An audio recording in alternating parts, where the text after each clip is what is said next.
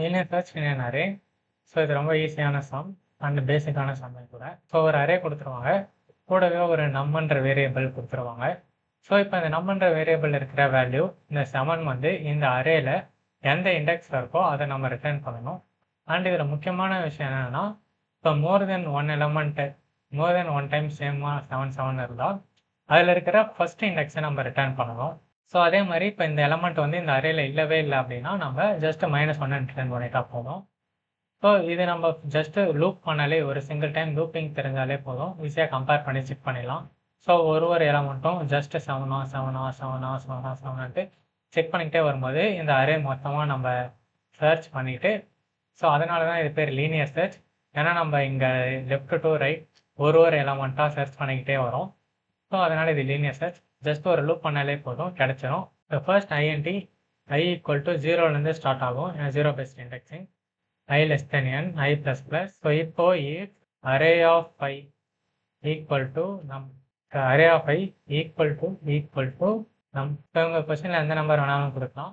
So இப்படி இருந்துச்சுன்னா just நம்ம ரிட்டர்ன் I. அது எந்த இண்டெக்ஸில் வந்து அந்த சேம் நம்பர் இருக்கோ ஸோ அந்த இண்டெக்ஸை மட்டும் நம்ம ரிட்டர்ன் பண்ணாலே போதும். ஸோ இவ்வளோ தான் இந்த சொல்யூஷன் முடிஞ்சிடும். ஒருவேளை இந்த ஃபார் லூப் 0லேருந்து n வரைக்கும் ஃபுல்லாக லூப் பண்ணியுமே இந்த நம்பர் வந்து கிடைக்கவே இல்லை அப்படின்னா நம்ம இந்த இடத்துல கீழே ஜஸ்ட் ரிட்டர்ன் -1 போட்டுடலாம். ஸோ அப்போ நமக்கு இந்த இடத்துல ரிட்டர்ன் -1 போயிடும்.